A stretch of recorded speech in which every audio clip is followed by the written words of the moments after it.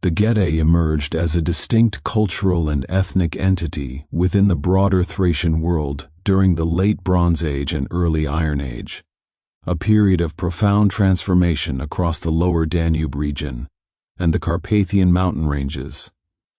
Archaeological evidence from numerous excavation sites throughout modern Romania, Bulgaria, and Moldova has revealed a gradual process of cultural differentiation that separated the Getae from their Thracian kinsmen to the south and established them as a recognizable civilization with distinctive material culture, religious practices, and social organization.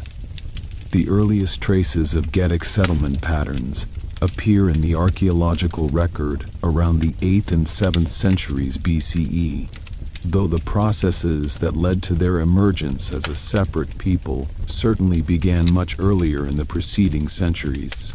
The geographical setting of Getic civilization played a fundamental role in shaping its development and character.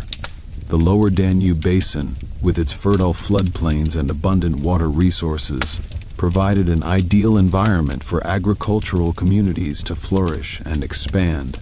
The Carpathian Mountains, rising dramatically from the Transylvanian plateau, offered not only defensive advantages, but also access to valuable mineral resources, including gold, silver, copper, and iron, that would become central to Getic economic and cultural life. The intersection of these two geographical zones created a unique ecological niche that the Getae exploited with remarkable effectiveness, developing sophisticated systems of resource extraction, agricultural production, and trade that sustained their civilization for centuries. The material culture of the early Getae demonstrates both continuity with broader Thracian traditions and the emergence of distinctive local characteristics. Pottery assemblages from Getic sites reveal a preference for certain vessel forms and decorative motifs that distinguish them from contemporary Thracian productions further south. The characteristic Getic ceramic tradition featured hand-built vessels with burnished surfaces, often decorated with geometric patterns including spirals, meanders, and concentric circles that carried symbolic significance within Getic cosmological understanding. These decorative elements appear consistently across wide geographical areas, suggesting the existence of shared cultural values and possibly religious beliefs that unified Getic communities despite their dispersal across a vast territory.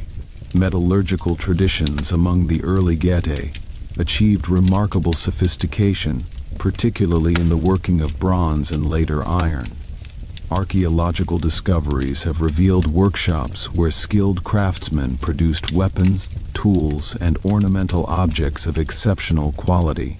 The Getic metalworkers developed distinctive techniques for creating fibulae, bracelets, and other personal ornaments that served both functional and symbolic purposes within their society.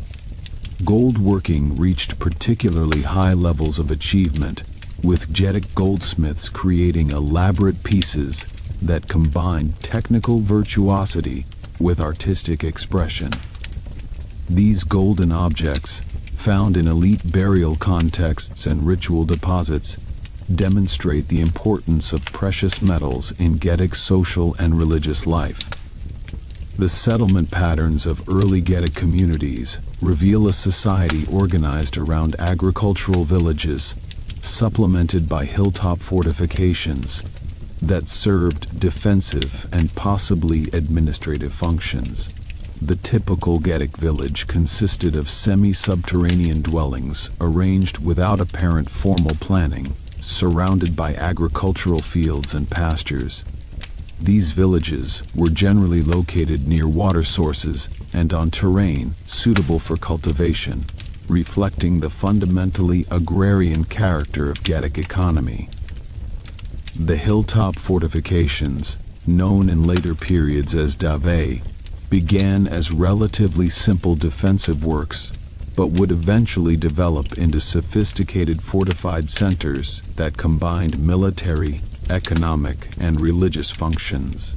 The linguistic evidence for early Getic civilization remains frustratingly limited, as the Getae did not develop their own writing system and left no textual records in their own language.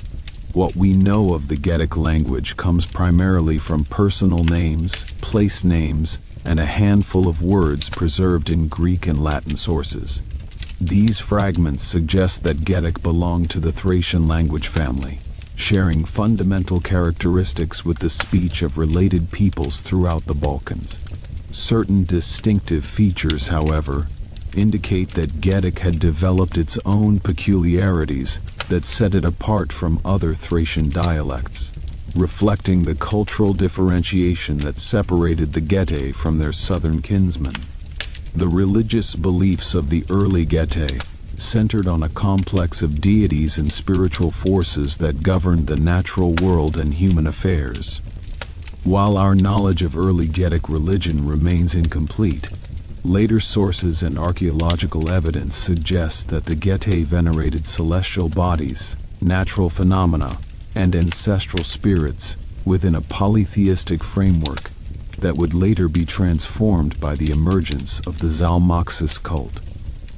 Sacred groves, mountain peaks, and water sources served as focal points for religious activity, and the Getae developed elaborate rituals to maintain proper relationships with the supernatural powers that influenced their lives. The importance of religion in Getic society is reflected in the prominent role of priests and religious specialists who mediated between the human and divine realms. The social organization of early Getic communities appears to have been based on kinship networks and tribal affiliations that united related families and clans into larger political units. Leadership within these communities was likely based on a combination of hereditary status, personal achievement, and religious authority, with successful warriors and wealthy individuals competing for influence and followers. The emergence of a warrior aristocracy during this period is evidenced by the appearance of richly furnished burials containing weapons, horse equipment, and precious objects that marked the elevated status of their occupants. These elite burials demonstrate the increasing social stratification that characterized Getic society as it developed toward more complex forms of political organization. The interactions between the early Getae and neighboring peoples played a crucial role in shaping their cultural development. Contact with Greek colonies along the Black Sea coast introduced the Getae to Mediterranean goods, ideas, and technologies that influenced their material culture and possibly their religious beliefs. Trade relationships with Scythian peoples to the east brought steppe influences that are visible in certain aspects of Getic art and military equipment. These external contacts did not overwhelm Getic cultural identity, but rather were selectively incorporated into existing traditions, creating a distinctive synthesis that characterized mature Getic civilization. The classical Greek and Roman authors who wrote about the Getae provide invaluable information about this ancient people, though their accounts must be approached with critical awareness of their limitations and biases. Herodotus, writing in the 5th century BCE, offers the earliest substantial description of the Getae, whom he encountered during his researches into the peoples of the northern Aegean and Black Sea regions. His famous characterization of the Getae as the most valiant and most just of the Thracians has shaped subsequent understanding of this people, though the precise meaning of his assessment remains debated among scholars. Herodotus was particularly interested in Getic religious beliefs, and his account of the Zalmoxis cult provides the foundation for all subsequent discussions of this distinctive aspect of Getic civilization. The reliability of Herodotus as a source for Getic history and culture has been extensively debated by modern scholars. His information about the Getae was gathered through oral informants, probably Greek colonists and traders who had contact with Getic communities, and thus represents a filtered and potentially distorted view of Getic reality. The Greek tendency to interpret foreign customs through the lens of their own cultural categories may have led to misunderstandings or oversimplifications of Getic practices. Nevertheless, archaeological discoveries have confirmed certain aspects of Herodotus's account, lending credibility to at least some of his observations, while leaving others unverifiable. Strabo, the Greek geographer, writing in the early Roman imperial period, provides additional information about the Getae and their relationship to the Dacians, a closely related people who inhabited the Transylvanian highlands. His geographical descriptions help locate Getic territory and identify the major features of their landscape, while his historical notices preserve information about Getic political developments that would otherwise be lost. Strabo's account of Burebista, the great Getic king who unified the Dacian and Getic tribes in the 1st century BCE, represents one of our most important sources for this crucial period of Getic history. The Roman historians who chronicled the conflicts between Rome and the Dacian Getic kingdom provide detailed accounts of military campaigns, diplomatic negotiations, and the eventual Roman conquest of Dacia under Emperor Trajan. Cassius Dio's History of the Dacian Wars offers extensive narrative coverage of these conflicts, though his account survives only in abbreviated form and later summaries. The sculptural reliefs of Trajan's column in Rome provide a visual record of the Dacian wars that complements and sometimes contradicts the literary sources, offering unique insights into Dacian Getic military equipment, fortifications, and customs as perceived by Roman observers. Archaeological investigation of Getic sites has transformed our understanding of this civilization over the past century and a half.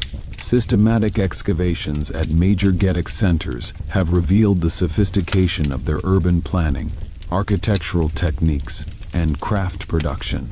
The discovery of the Dacian fortresses in the Oresti Mountains, including the famous site of Sarmizegetusa Regia, demonstrated the remarkable engineering capabilities of the Dacian Getic civilization and provided material evidence for the political centralization described in classical sources. These excavations have yielded abundant artifacts that illuminate daily life, religious practices, and social organization among the Getae. The burial practices of the Getae have received particular attention from archaeologists, as funerary contexts provide controlled assemblages of artifacts that reflect the beliefs and social structures of the living community.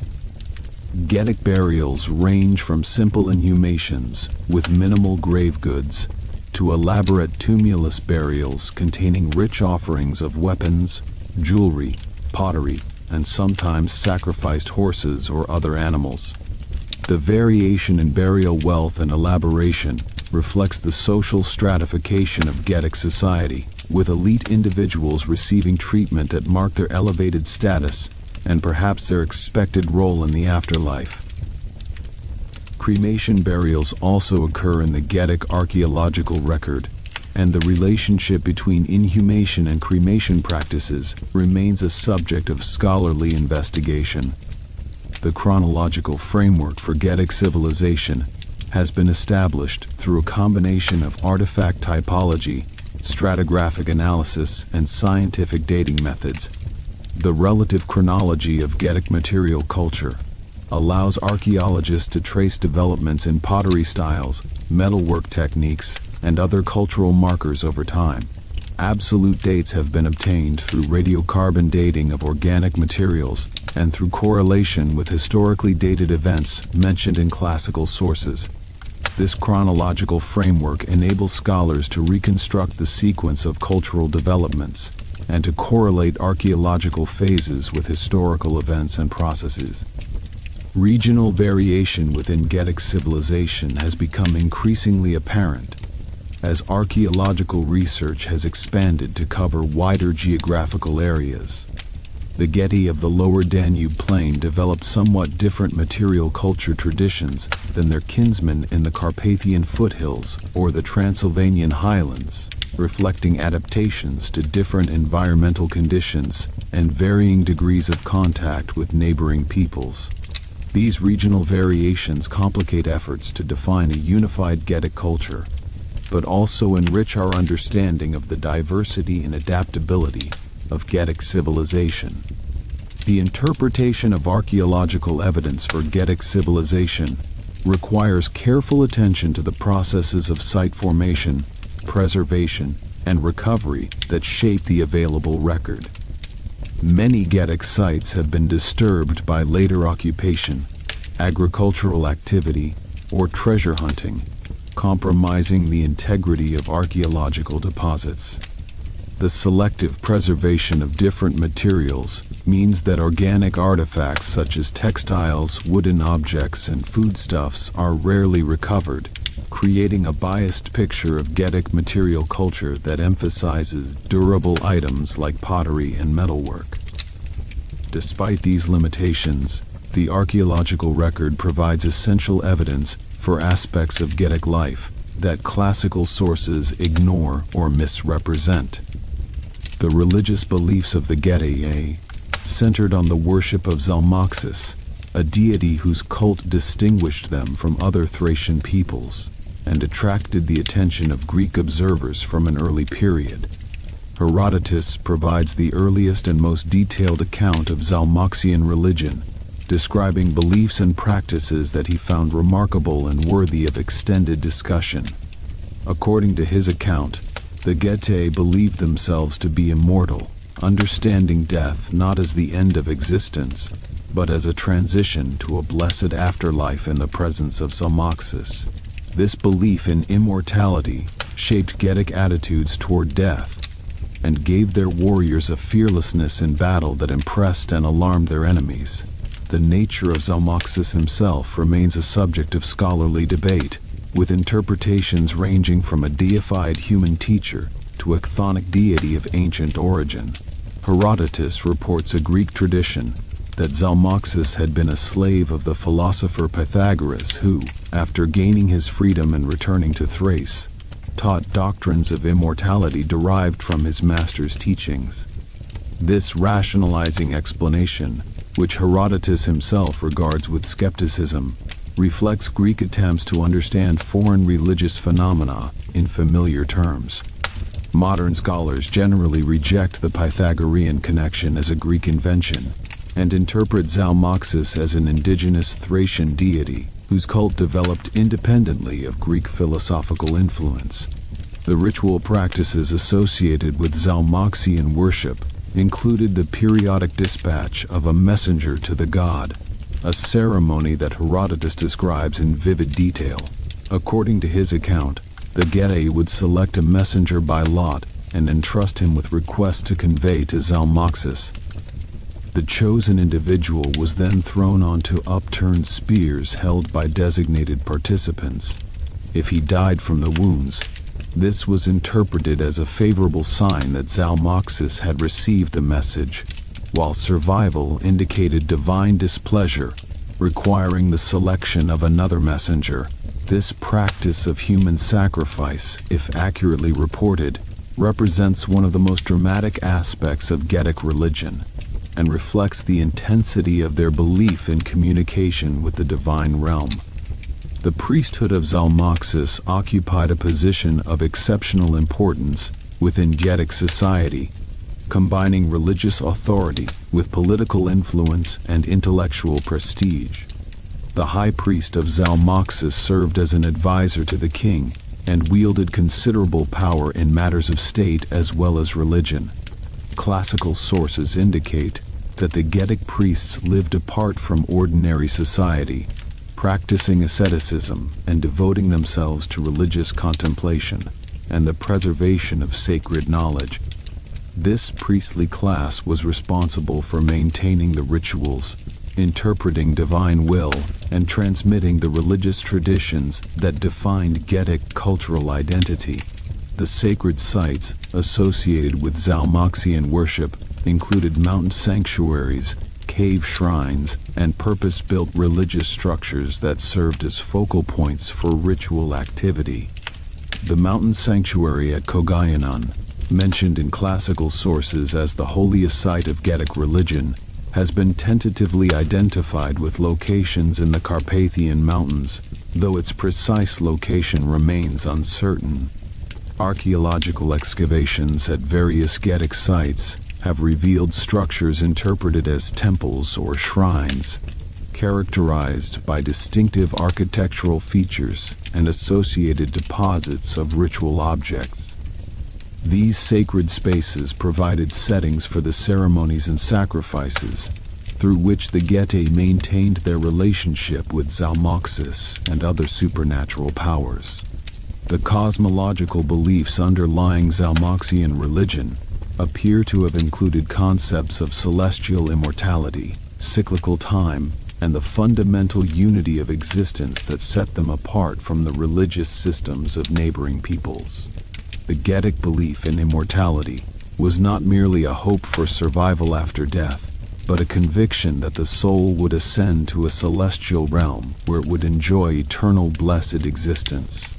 This belief may have been connected to astronomical observations and calendar calculations that the Getic priests developed to track celestial cycles and determine auspicious times for religious ceremonies. The relationship between Zalmoxian religion and earlier Thracian religious traditions remains unclear, though certain continuities suggest that the Zalmoxis cult represented a transformation rather than a complete replacement of ancestral beliefs. Elements of nature worship, ancestor veneration, and animistic belief that characterized broader Thracian religion appear to have persisted alongside or been incorporated into Zalmoxian practice. The Getae continued to venerate sacred groves, springs, and other natural features, even as they developed the more elaborate theological system associated with Zalmoxis worship. The influence of Zalmoxian religion on Getic society extended far beyond the strictly religious sphere, shaping attitudes toward death, warfare, social organization, and political authority. The belief in immortality gave Getic warriors a reputation for fearlessness that made them formidable opponents in battle, while the authority of the priesthood provided a counterweight to royal power that may have prevented the emergence of absolute monarchy.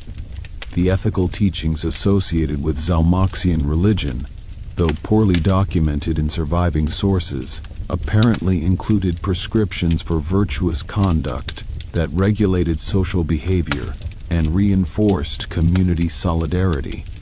The military organization of the Getae developed over centuries from the warrior bands of tribal society into the sophisticated armies that challenged the great powers of the ancient world.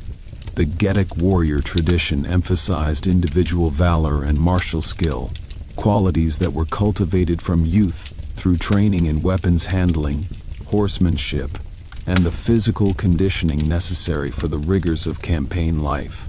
Young men of the warrior class underwent initiation rituals that marked their transition to adult status and their acceptance into the community of fighters who defended Getic territory and conducted raids against neighboring peoples. The weapons employed by Getic warriors reflected both indigenous traditions and influences absorbed from contact with neighboring cultures. The most distinctive Getic weapon was the falx, a curved blade that could be wielded with one or two hands, and was capable of inflicting devastating wounds on opponents. The falx existed in several variants, from shorter sickle-like weapons suitable for close combat to longer two-handed versions that could reach over or around enemy shields.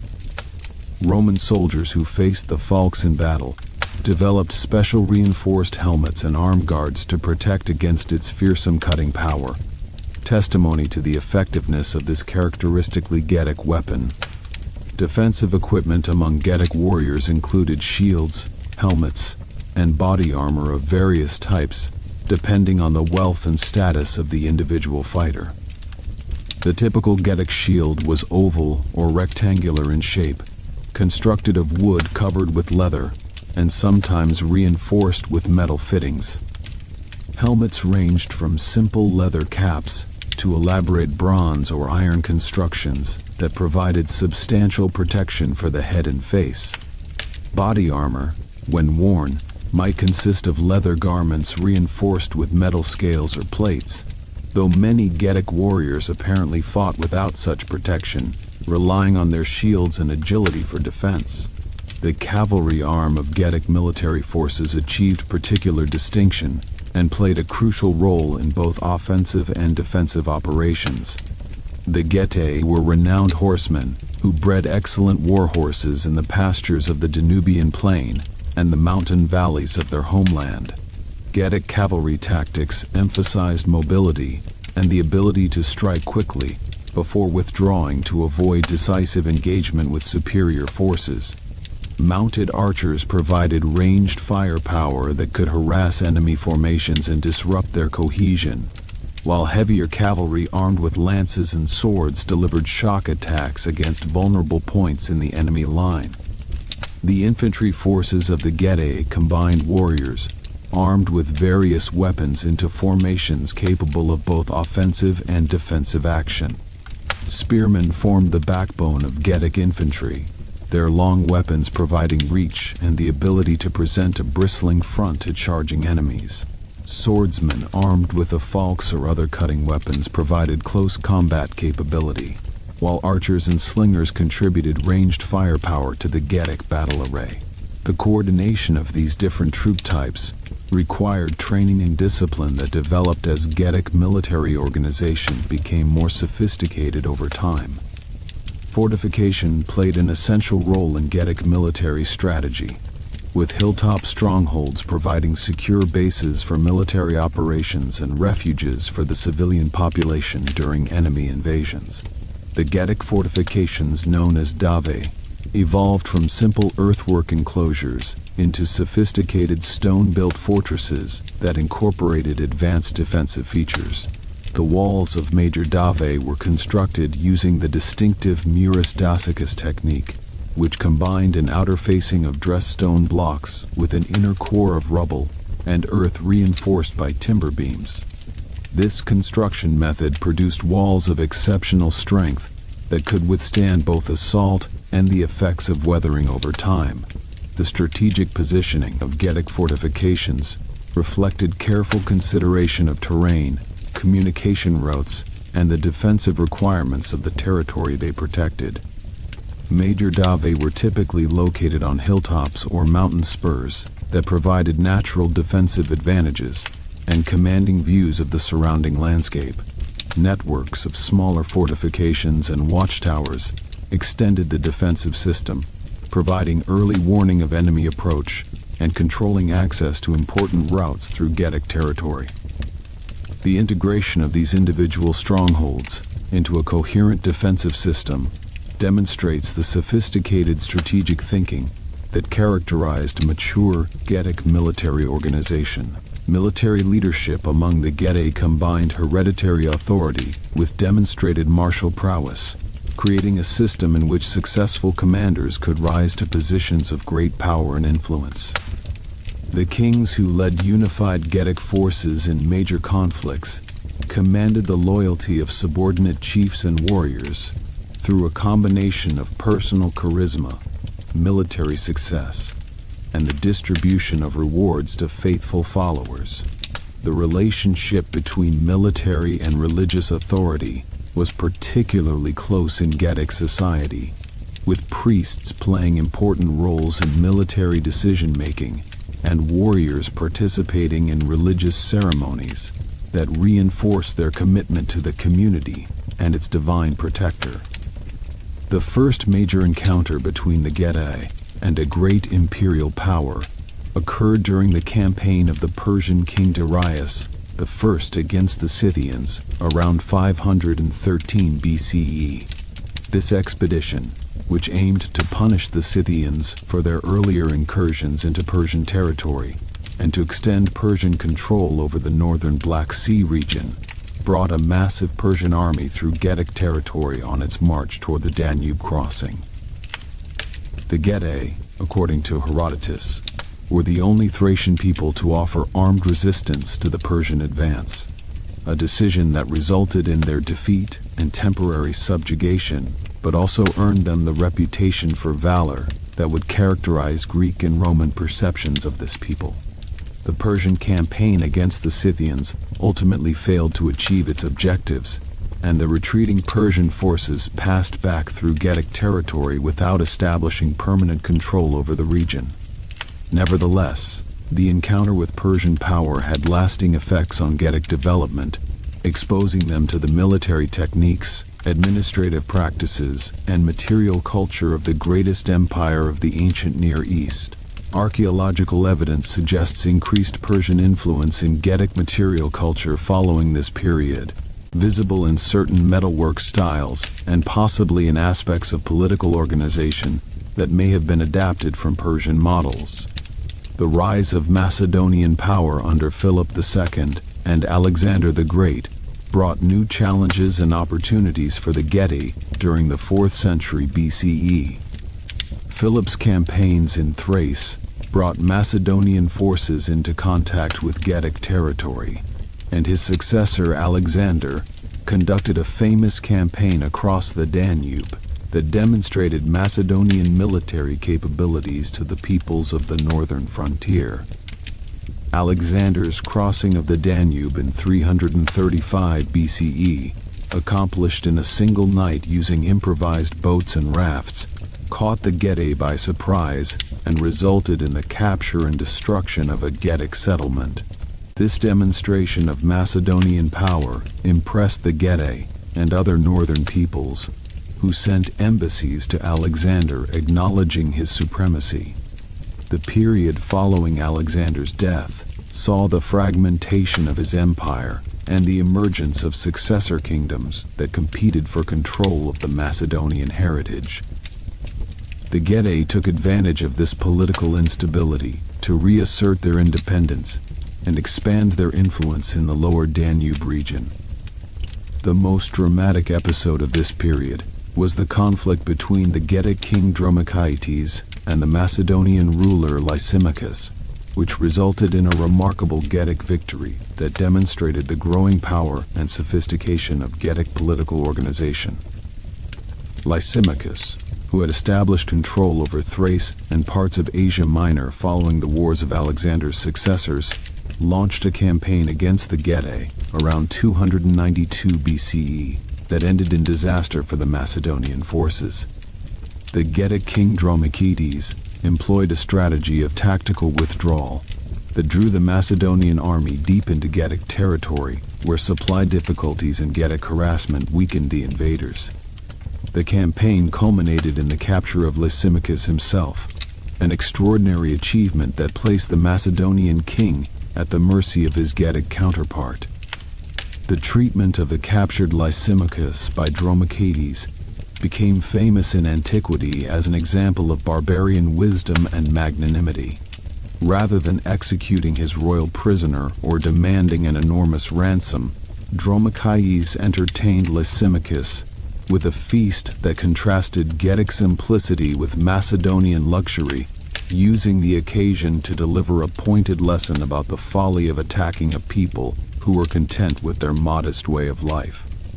Lysimachus was eventually released after agreeing to peace terms that recognized Getic independence and established friendly relations between the two kingdoms. This episode demonstrated that the Getae had developed political sophistication to match their military capabilities. The century following the Zalmoxis-Lysimachus conflict saw continued Getic development and increasing involvement in the complex politics of the Hellenistic world.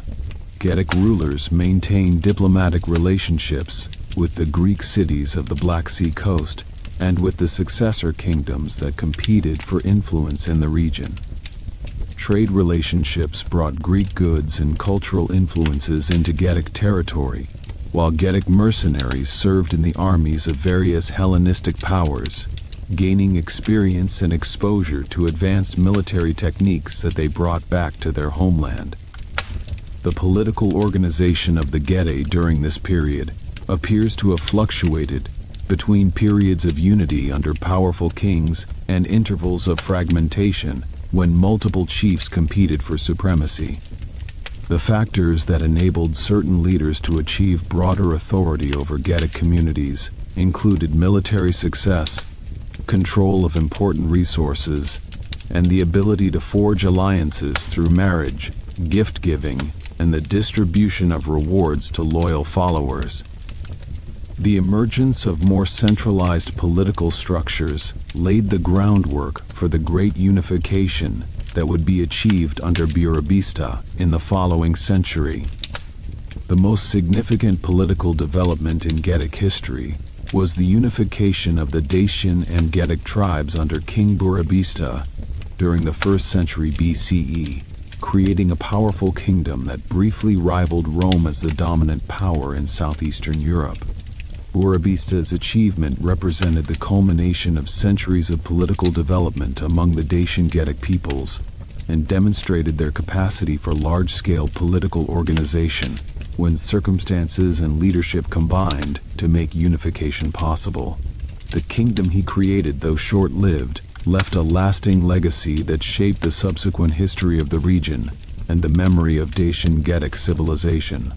The sources for Burebista's reign are fragmentary, but sufficient to outline the main features of his achievement. Strabo provides the most substantial account, describing Burebista as a ruler who unified the Getic people through a combination of military conquest and moral reform. According to Strabo, Burebista was assisted in his work of unification by a priest named Dicenius, who helped implement religious and social reforms that strengthened the cohesion of the newly unified kingdom. The partnership between king and priest reflected the close relationship between political and religious authority that characterized Dacian Getic society. The territorial extent of Burebista's kingdom was remarkable, encompassing not only the traditional Dacian and Getic lands, but also neighboring regions that were brought under his control through conquest or diplomatic submission. At its greatest extent, the kingdom stretched from the middle Danube to the Black Sea coast and from the Carpathian Mountains to the Balkan ranges, incorporating diverse peoples and territories into a single political unit. Vast domain required sophisticated administrative arrangements to maintain cohesion and extract the resources necessary to support Burebista's military forces and political ambitions. The military power that Burebista assembled was formidable by any standard of the ancient world. Classical sources credit him with the ability to field an army of 200,000 warriors, a figure that may be exaggerated but indicates the impressive scale of his military resources. This army was employed in campaigns that extended Burebista's influence in all directions, defeating neighboring peoples and establishing the kingdom as a major power that demanded respect from the great states of the Mediterranean world. The Greek cities of the western Black Sea coast were brought under Burebista's control, providing access to maritime trade and the cultural resources of the Hellenistic world. The reforms attributed to Burebista and Dicenius aimed at strengthening the moral and physical condition of the Dacian Getic people, preparing them for the demands of empire building and military service. According to Strabo, these reforms included the destruction of grapevines to combat drunkenness, the enforcement of religious observances, and the promotion of virtuous conduct among the population. While the details of these reforms remain unclear, their general thrust suggests an attempt to create a disciplined and unified society capable of sustaining the burdens of Burebista's ambitious policies. The relationship between Burebista's kingdom and the Roman Republic during the turbulent final decades of the Republic brought the Dacian Getic state into the orbit of Mediterranean great power politics. Burebista apparently contemplated intervention in the Roman civil wars, possibly in alliance with Pompey against Julius Caesar, though the assassination of both leaders in 44 BCE prevented any such involvement from materializing. The potential threat posed by Burebista's kingdom was recognized in Rome, and Caesar reportedly planned a campaign against the Dacians that his death left unexecuted. The death of Burebista, which occurred around the same time as Caesar's assassination, led to the rapid fragmentation of his kingdom into multiple successor states ruled by competing chiefs. The unity that Burebista had achieved depended heavily on his personal authority and military success, and without his leadership, the centrifugal forces within Dacian Getic society reasserted themselves. The kingdom split into 4 or 5 separate parts, each ruled by its own king, and the great power that had briefly dominated southeastern Europe dissolved into a collection of smaller, weaker states. The legacy of Burebista's unification nevertheless endured in the memory of the Dacian Getic peoples and in the political structures that survived the fragmentation of his kingdom. The idea of unity under a single powerful king remained a possibility that later rulers would attempt to realize, and the administrative and military institutions developed during Burebista's reign provided models for subsequent political organization. The brief flowering of Dacian Getic power under Burebista demonstrated what this civilization could achieve when united, even as its rapid collapse revealed the fragility of that unity. The final chapter of independent Dacian Getic history centered on the reign of King Decebalus and his prolonged struggle against the Roman Empire, a conflict that ended with the Roman conquest of Dacia and the incorporation of the Dacian Getic homeland into the Roman provincial system. Decebalus emerged as the dominant ruler among the Dacian successor states during the latter part of the 1st century CE, reunifying much of the territory that had been united under Burebista and creating a kingdom capable of challenging Roman power on the Danube frontier. His reign represented both the culmination of Dacian Getic political development and the final desperate defense of their independence against overwhelming Roman might. The early conflicts between Decebalus and Rome occurred during the reign of the Emperor Domitian, when Dacian raids across the Danube provoked Roman military responses that achieved mixed results. The initial Roman campaign ended in disaster when a Roman army was defeated and its commander killed, a humiliation that demanded revenge but also demonstrated the military capabilities of Decebalus's forces. Subsequent campaigns achieved greater success, but Domitian ultimately concluded a peace treaty with Decebalus that provided the Dacian king with Roman subsidies and technical assistance in exchange for nominal acknowledgement of Roman supremacy. The peace between Rome and Dacia proved temporary, as the underlying tensions between the expanding empire and the independent kingdom remained unresolved. Decebalus used the period of peace to strengthen his kingdom, employing Roman engineers and craftsmen to improve his fortifications and military equipment, while maintaining diplomatic relationships with other peoples hostile to Rome. The Roman subsidies that flowed to Dacia under the terms of the treaty were invested in military preparations that would eventually be turned against Rome itself. The accession of Trajan to the Roman imperial throne in 98 CE brought to power an emperor determined to resolve the Dacian question through military conquest rather than diplomatic accommodation. Trajan's motivations for war included the desire to avenge earlier Roman defeats, to eliminate a persistent threat to the Danube frontier, and to acquire the legendary gold resources of the Dacian mountains.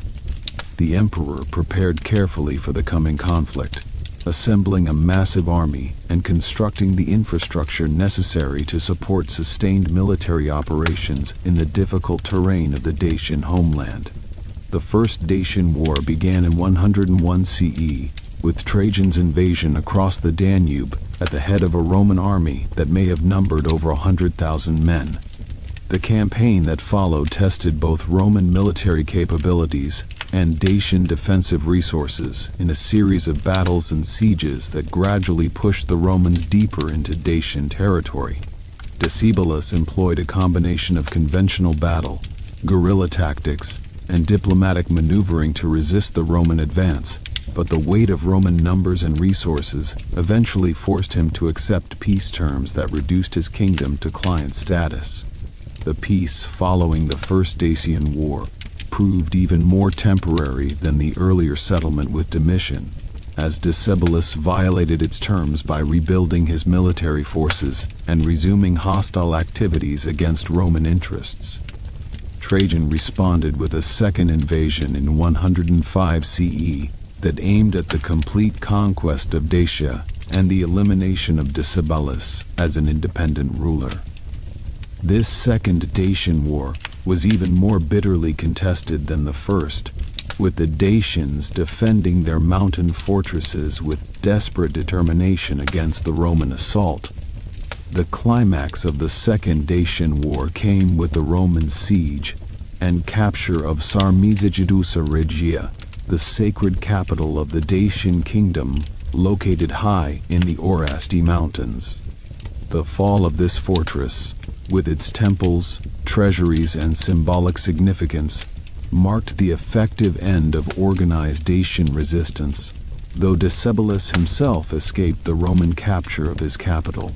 The Dacian king attempted to continue resistance with the forces that remained loyal to him, but his situation was hopeless, and he eventually took his own life rather than fall into Roman hands.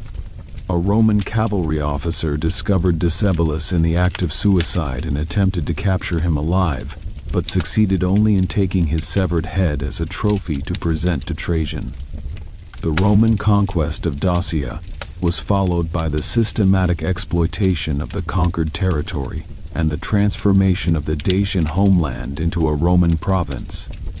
The legendary gold mines of Transylvania were brought under imperial control, and Roman colonists were settled throughout the new province to exploit its agricultural and mineral resources. The native Dacian population was subjected to Roman administration and taxation, though many Dacians fled to unconquered territories beyond the provincial boundaries rather than submit to Roman rule.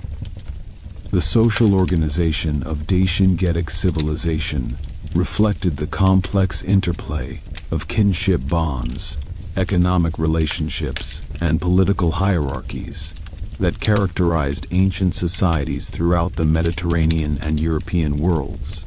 At the foundation of Getic society lay the extended family and clan, kinship groups that provided individuals with their primary social identity and the network of mutual obligations that structured daily life. These kinship units were embedded within larger tribal organizations that united related clans under common leadership and shared cultural traditions. The stratification of Getic society into distinct social classes became increasingly pronounced as political organization grew more complex and economic differentiation created disparities in wealth and status. At the apex of the social hierarchy stood the king and the royal family, whose authority derived from a combination of hereditary right, military success, and religious sanction. Below the royal level, a nobility of warriors and landholders exercised local authority and provided the military leadership that defended Getic territory and conducted offensive operations against neighboring peoples. The priestly class occupied a distinctive position within Getic social structure, combining religious authority with intellectual prestige and political influence. The priests of Zalmoxis were set apart from ordinary society by their religious functions and their ascetic way of life, which distinguished them from both the warrior nobility and the common population. Their role as intermediaries between the human and divine realms gave them influence over decisions of war and peace, while their custody of sacred knowledge made them essential to the maintenance of Getic cultural traditions. The common population of Getic society consisted primarily of agricultural workers who cultivated the land and tended the livestock that provided the economic foundation for the entire social structure. These farmers and herders lived in village communities scattered across the Getic homeland, producing the food surpluses that supported the non-agricultural specialists of the upper classes.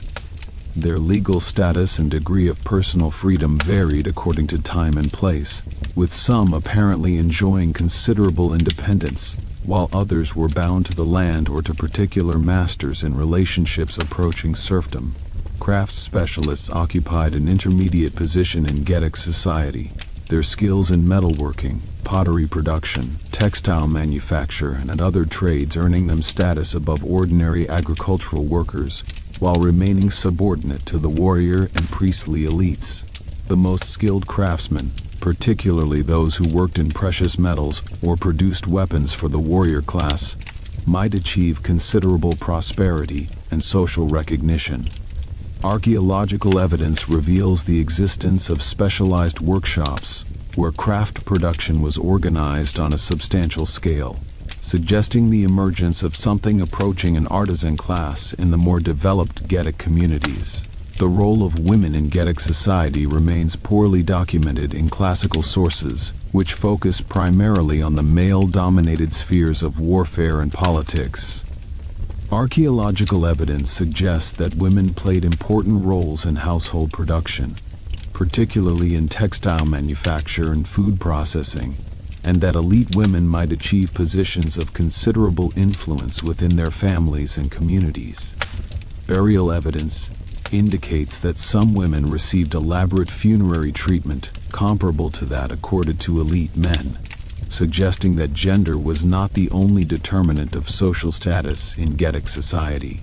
Slavery existed within Getic society, though its extent and character remained difficult to assess from the available evidence. Prisoners of war provided one source of unfree labor, and the Getae apparently participated in the slave trade that moved human merchandise through the Black Sea region to the markets of the Mediterranean world. The treatment of slaves and their integration into Getic households and economic activities varied according to circumstances, with some slaves apparently achieving positions of trust and responsibility, while others endured harsh conditions of exploitation. The mechanisms of social mobility within Getic society allowed individuals to rise or fall in status according to their achievements, failures, and changing circumstances. Military success provided the most dramatic avenue for advancement, as warriors who distinguished themselves in battle might acquire wealth, followers, and the recognition that elevated them above their original station. Conversely, military failure, economic misfortune, or political disgrace could reduce formerly prominent individuals and families to subordinate positions within the social hierarchy. The economy of Dacian Getic civilization rested on a foundation of agricultural production, supplemented by pastoralism, craft manufacture, mining, and trade that together created a diversified economic system capable of supporting substantial population concentrations and complex social organization. The fertile soils of the Danubian plain and the river valleys of the Carpathian region provided excellent conditions for grain cultivation, while the mountain pastures supported livestock herding that contributed meat, dairy products, wool, and leather to the Getic economy. Agricultural techniques among the Getae achieved considerable sophistication, incorporating iron tools, animal traction, and crop rotation practices that maximized yields from the available land. The ard plow, drawn by oxen, enabled farmers to cultivate larger areas than would have been possible with hand tools alone, while iron sickles and scythes improved the efficiency of harvesting operations. Storage facilities for grain and other agricultural products have been identified at Getic sites, indicating the accumulation of surpluses that could support non-agricultural populations and provide reserves against crop failures. Livestock raising complemented crop agriculture in the Getic economic system, with cattle, sheep, goats, pigs, and horses all playing important roles. Cattle provided draft power for agricultural work and transportation, as well as meat, milk, and leather, Sheep and goats were valued for their wool and milk products, while pigs converted forest mast and agricultural waste into meat. Horses held special importance in Getic society, serving as mounts for the cavalry that formed a crucial component of Getic military power, and as symbols of status and prestige among the elite. The mineral resources of the Carpathian region provided the Getae with access to metals that supported both their craft industries and their participation in long-distance trade networks. Gold deposits in Transylvania were exploited from an early period, producing the precious metal that Getic craftsmen transformed into the elaborate ornaments found in elite burials and ritual deposits. Silver, copper, and iron were also extracted from Carpathian sources, supplying the raw materials for tools, weapons, and decorative objects that characterized Getic material culture.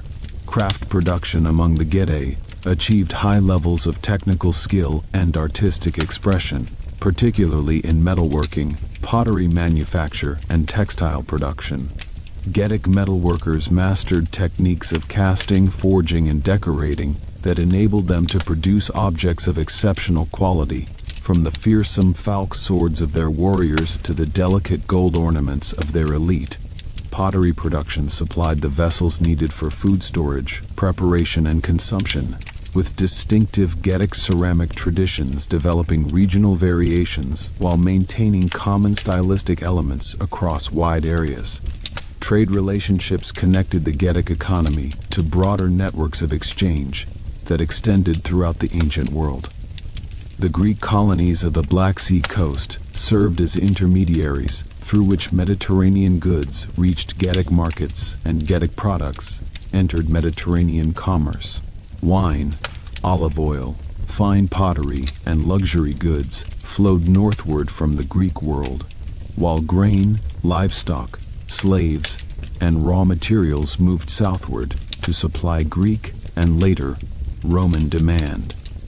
The balance of this trade and its effects on Getic economic development remain subjects of scholarly debate. The monetary economy penetrated Getic society gradually, with Greek and later Roman coinage circulating alongside traditional forms of exchange based on barter and gift-giving.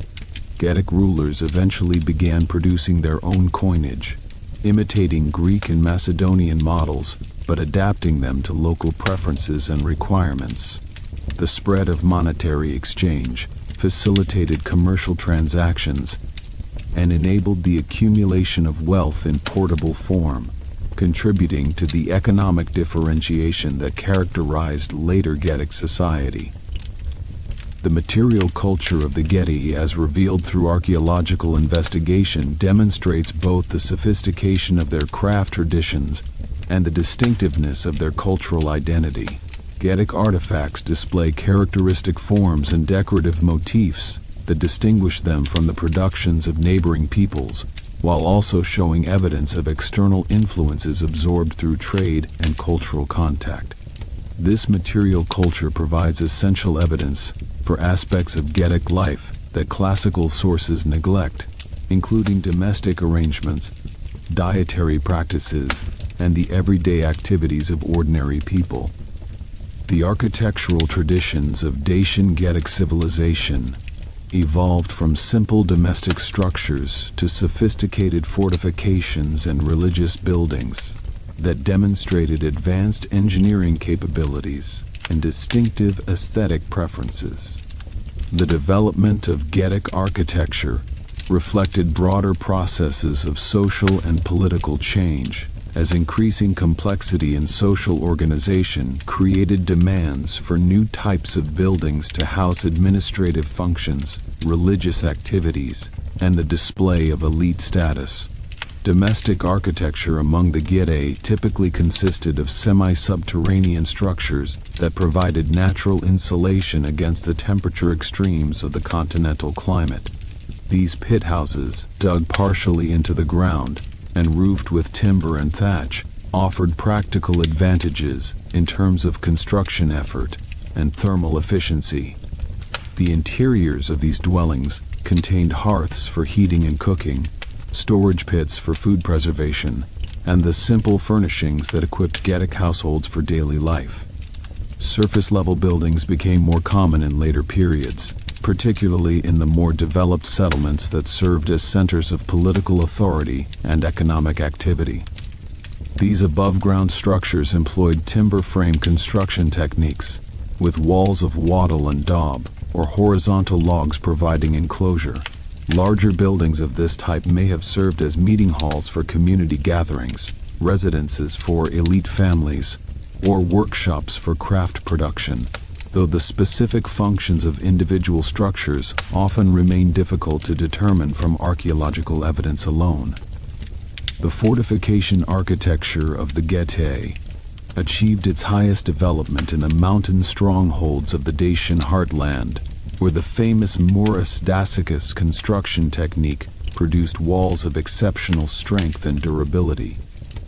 This distinctive building method combined an outer facing of carefully dressed stone blocks with an inner core of rubble and earth, the whole structure reinforced by timber beams that tied the facing stones to the core and provided additional structural integrity. The resulting walls could withstand both direct assault and the gradual deterioration caused by weathering and seismic activity.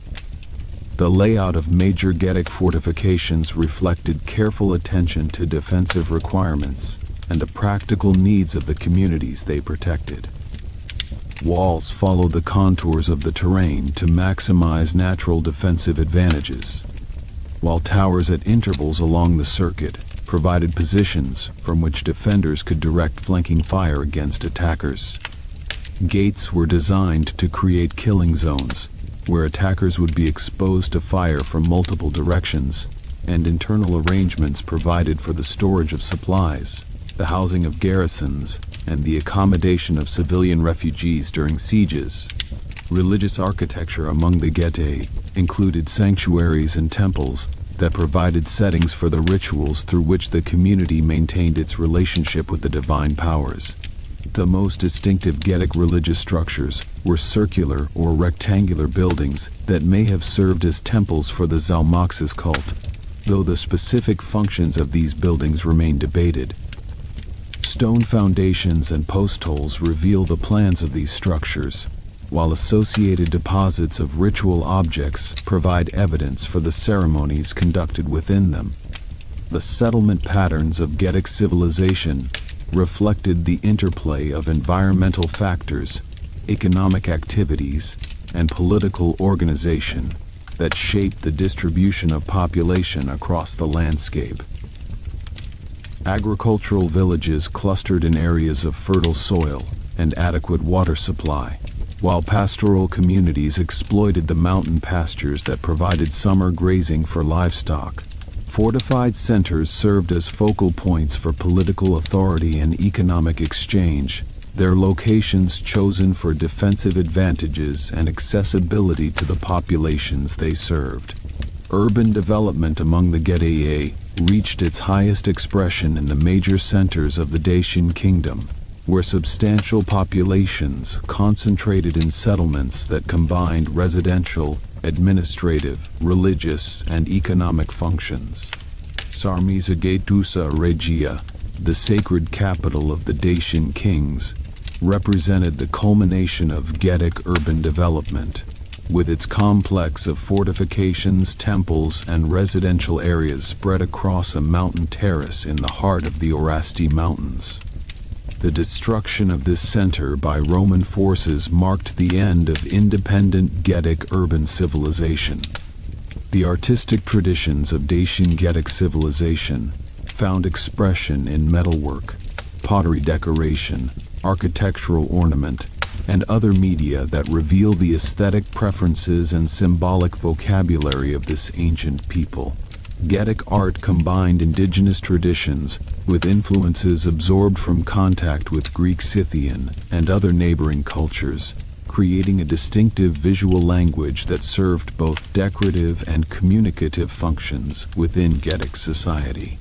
Metalwork represented the highest achievement of Getic artistic production, with gold and silver objects displaying technical virtuosity and sophisticated design that rank among the finest productions of ancient European craftsmanship.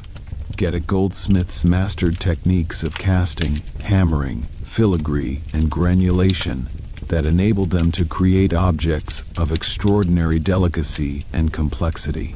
The characteristic spiral and geometric motifs of Getic metalwork carried symbolic meanings that remain only partially understood, though their consistent use across wide areas and long time periods indicates their importance within Getic cultural expression. The animal style that characterized much of ancient Eurasian art found distinctive expression in Getic metalwork, with representations of horses, deer, wolves, and fantastic creatures appearing on weapons, ornaments, and ritual objects. These animal images may have carried totemic significance, identifying their owners with particular clans or conveying symbolic messages about power, speed, or ferocity. The stylization of animal forms in Getic art followed conventions that distinguished it from the animal styles of neighboring peoples, while participating in broader artistic traditions shared across the Eurasian steppes. Pottery decoration among the Getae employed geometric patterns, including spirals, meanders, zigzags, and concentric circles that were applied to vessel surfaces through incision, stamping, or painting. These decorative motifs appear consistently across Getic ceramic production, suggesting shared aesthetic preferences and possibly common symbolic meanings that unified Getic communities despite their geographical dispersal. The relationship between pottery decoration and other forms of Getic artistic expression, including textile patterns and architectural ornament, indicates the existence of a coherent visual culture that permeated multiple aspects of Getic material life. The intellectual traditions of the Getae, though poorly documented in surviving sources, apparently included sophisticated knowledge of astronomy, medicine, and philosophy that impressed Greek observers and contributed to the distinctive character of Getic civilization. The priests of Zalmoxis were credited with astronomical knowledge that enabled them to predict celestial events and calculate the calendar cycles that governed religious observances. Medical knowledge included familiarity with the healing properties of plants and possibly surgical techniques, while philosophical speculation addressed questions of immortality, the nature of the divine, and the proper conduct of human life. The transmission of knowledge within Getic society relied primarily on oral tradition, as the Getae did not develop their own writing system and apparently made limited use of Greek literacy for record-keeping purposes. The priests who served as custodians of sacred knowledge memorized and transmitted the religious traditions, historical memories, and practical wisdom that constituted the intellectual heritage of Getic civilization. This oral transmission ensured the preservation of traditional knowledge, while also allowing for adaptation and innovation as circumstances changed. The relationship between Getic intellectual traditions and Greek philosophy has been debated since antiquity, with some ancient authors suggesting direct connections between Getic religious thought and Greek philosophical schools. The supposed relationship between Zalmoxis and Pythagoras, reported by Herodotus, represents the most famous example of such claimed connections, though modern scholars generally regard this tradition as a Greek invention rather than historical fact. Nevertheless, the possibility of intellectual exchange between Getic priests and Greek philosophers cannot be entirely excluded, given the extensive commercial and cultural contacts between the two peoples.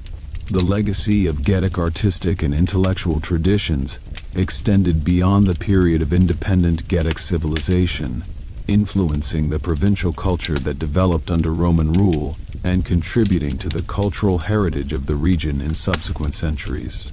Elements of Getic artistic style persisted in the material culture of Roman Dacia, while memories of Getic religious and intellectual traditions may have survived in folk beliefs and practices that endured long after the formal structures of Getic civilization had disappeared. The legacy of Dacian Getic civilization extends far beyond the chronological boundaries of its independent existence, influencing the subsequent history of the Carpathian Danubian region and contributing to the cultural heritage that modern nations claim as their own. The Roman conquest of Dacia did not erase Getic cultural traditions, but rather initiated a process of transformation in which indigenous and Roman elements combined to create the provincial culture of Roman Dacia. This synthesis laid foundations for later developments that would shape the medieval and modern history of the region. The Romanization of Dacia proceeded rapidly following Trajan's conquest, as Roman colonists, administrators, and soldiers established themselves throughout the new province and introduced Roman language, customs, and institutions. The native Dacian population was incorporated into this new order, adopting Latin speech and Roman ways, while retaining elements of their ancestral traditions. The resulting provincial culture combined Roman and Dacian elements in ways that varied according to local circumstances, creating regional variations within the broader framework of Roman provincial civilization. The withdrawal of Roman administration from Dacia in 271 CE, when Emperor Aurelian evacuated the province in the face of mounting barbarian pressure, marked the end of formal Roman rule but not the disappearance of Roman cultural influence.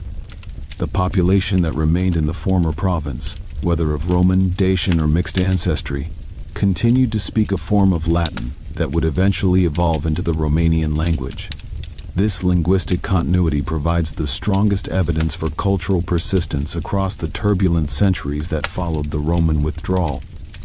The medieval period saw the emergence of Romanian-speaking populations in the Carpathian Danubian region, peoples who claimed descent from the Romanized inhabitants of ancient Dacia, and who preserved traditions connecting them to both Roman and Dacian ancestors. The relationship between these medieval Romanians and the ancient Dacians remains a subject of scholarly debate, with questions of population continuity, cultural transmission, and ethnic identity generating controversy that extends beyond academic circles into contemporary political discourse. Modern Romanian national identity has drawn heavily on the legacy of Dacian Getic civilization, claiming the ancient Dacians as ancestors and incorporating Dacian symbols and historical memories into national mythology. The figure of Decebalus, the last independent Dacian king, has been elevated to the status of national hero, his resistance against Roman conquest interpreted as an early expression of the Romanian spirit of independence. Archaeological sites associated with Dacian civilization have become places of national pilgrimage, while Dacian motifs appear in Romanian art, literature, and popular culture. The scholarly study of Dacian Getic civilization has developed significantly over the past 2 centuries, as archaeological investigation has supplemented and corrected the picture derived from classical sources. Romanian archaeologists have played a leading role in this research, excavating major Dacian sites and publishing the results of their investigations in an extensive scholarly literature. International collaboration has brought additional perspectives and resources to the study of Dacian civilization, while advances in archaeological methodology have enabled more sophisticated analysis of the available evidence. The interpretation of Dacian Getic civilization continues to evolve as new discoveries are made and new analytical approaches are applied to existing evidence. Questions that remain unresolved include the precise nature of Getic religious beliefs, the mechanisms of political integration that enabled the creation of larger political units, and the processes of cultural change that transformed Getic society over the centuries of its existence. These questions ensure that the study of Dacian Getic civilization will remain an active field of scholarly inquiry for generations to come. The significance of Dacian Getic civilization extends beyond its intrinsic interest as a subject of historical study to encompass broader questions about the nature of ancient societies, the dynamics of cultural contact and change, and the processes by which peoples construct and maintain distinctive identities. The Getae created a civilization that successfully adapted to challenging environmental conditions, developed sophisticated political and military institutions, and maintained cultural traditions that distinguished them from neighboring peoples. Their ultimate absorption into the Roman world did not erase their legacy, but rather transformed it, creating new syntheses that would shape the future of the region they had inhabited.